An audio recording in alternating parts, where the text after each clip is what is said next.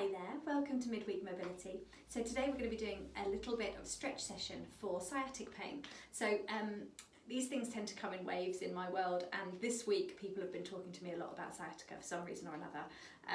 So I thought it was time that we just do a little stretch sequence together that you can do at home. It's very generic, there's a million different reasons for sciatica, but hopefully this sequence will just give you a little bit of relief from your discomfort. So make yourselves comfy. On your mat, on the carpet is fine. We're going to reach the left leg straight and bend the right leg. So relax your shoulders, anchor your tail to the floor so that you get this kind of neutral level across the top of the pelvis.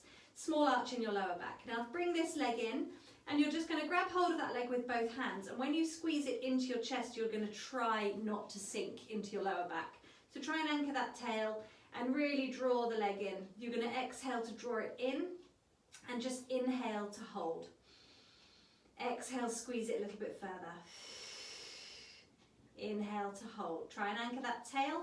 Let's not waste the opportunity to reach the other leg away and get a little openness through the front of that hip.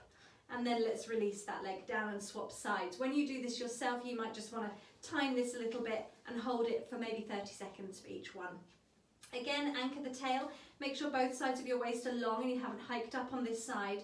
And now the left leg draws in, right leg reaches away. Use that breath. Now if you feel any compression across the front of the hip here, sometimes people do, just really try and relax this thigh, relax the quad, and just breathe into it. Breathe your inhale into that section and exhale to draw the leg in. Use the arms. Just relax the foot, anchor that tail, and then let's just release there. So we're going to take the knees to bend, and we're just going to take the left ankle over onto the right thigh. Again, anchoring into your tail.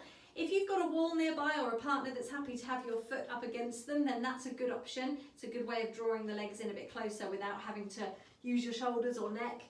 If you can and you're comfortable too, you can reach for the back of that leg and draw in. Try not to be here. Try and relax down and relax your shoulders.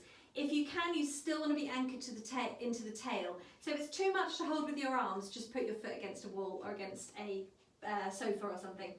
Reach for that thigh, relax your shoulders down and exhale to draw the leg in. Again, keeping that angle big on the hip, so we're keeping the tail on the floor. We're keeping this knee wide if you can, try not to get it coming into your armpit. And we're going to exhale to squeeze the leg in, inhale to hold. Again, you do roughly 30 seconds on each side, so we'll swap over. Other leg, take that one across. Press this leg away, come up onto your tiptoe. That might be enough for some of you. You might feel a stretch. If you don't, then you need to bring it a little bit deeper. So draw that leg in. If you've got a yoga strap or a band or something, you can always position it around the back of that leg, and it's just going to help you to draw the leg in. Ideal situation is to have someone standing so that you can put your foot against their thigh. They can lean into you, and that just naturally draws the leg in.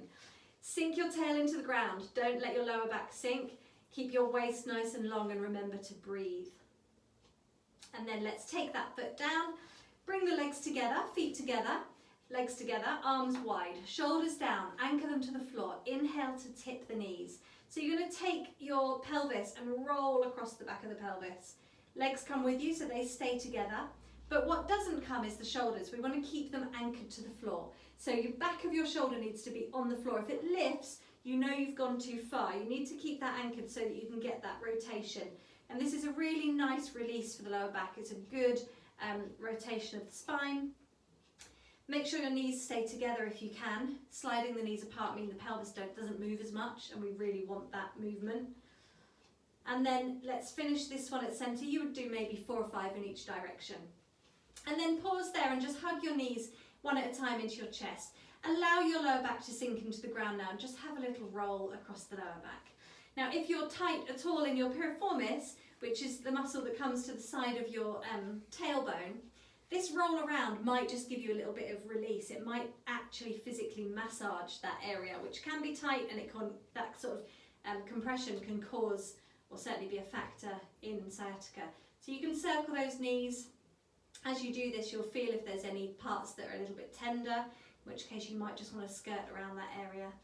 And then just relax there, and you are all done. So try those. Let me know how you get on. If you have any questions, please just shout. I'm happy to help, and I'll I'll see you next week. Thanks everyone.